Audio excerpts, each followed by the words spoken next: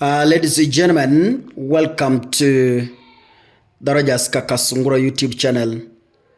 A big thank you to each and every one of you for the support you are giving this platform. As I've always said, it's not my right for you to support me. It is just a privilege because there's something you're offering to me and there's something I'm offering to you. We coexist. In that way, we build a successful society.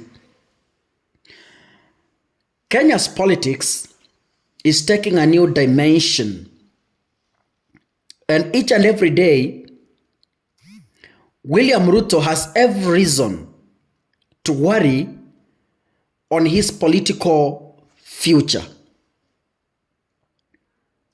Why am I saying this? Imagine strong 2027 candidates are completely changing the matrix now that Raila Odinga's chances of contesting in 2027 are diminishing. There are very minimal chances that Raila will be in the ballot in 2027. There is a high possibility that Raila Odinga is likely to support William Ruto in the 2027 campaigns, which I think he might not have such impact because Raila has tainted himself. And this is what William Ruto wanted. All the way through the Gen Z, all the way through the Adani stories, Raila Odinga has completely contaminated himself. Even those diehard supporters who used to support Raila are no longer talking about him. That tells you the shift in Kenya's politics. I want to address one issue here. We have been asking ourselves, who is able to compete with Ruto in 2027? We had not seen this coming. But we have been all asking ourselves, is it Kalonzo Musyoka now that Raila is resting? Is it Morara Kebaso? Myself, I have been worried on who will be William Ruto's challenger in 2027.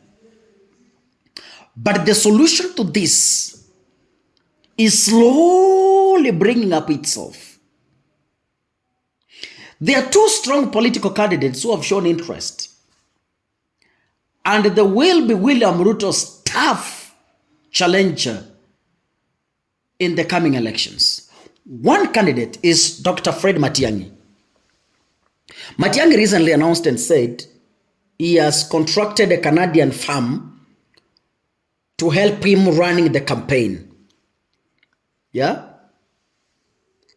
We said, okay, kama ni Matiang'i, that is a sure bet. We will support him.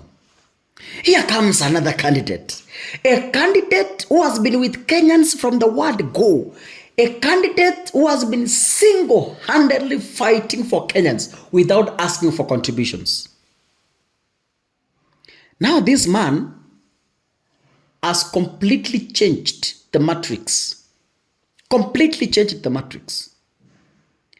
And this man is none other than Omtatah. Omtatah's record speaks volumes. Yeah? He has defended Kenyans willingly from his heart. So many punitive policies that could have finished as Kenyans has been single-handedly fought by Omtatah himself. Let's talk about the punitive finance bill. It's Omtatah who started the war. Let us talk about Adani. Omtatah has done tremendous work. Let's talk about the 2023 finance bill, which Omtatah won in court. And so many other punitive policies. Talk about the housing levy. Single-handedly, he goes to court. We don't pay him.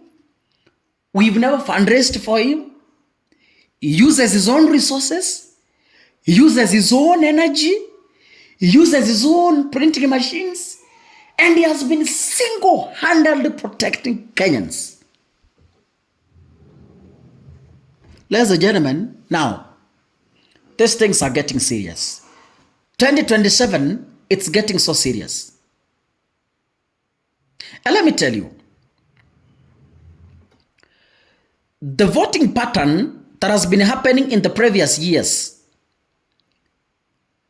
I see a great change in 2027.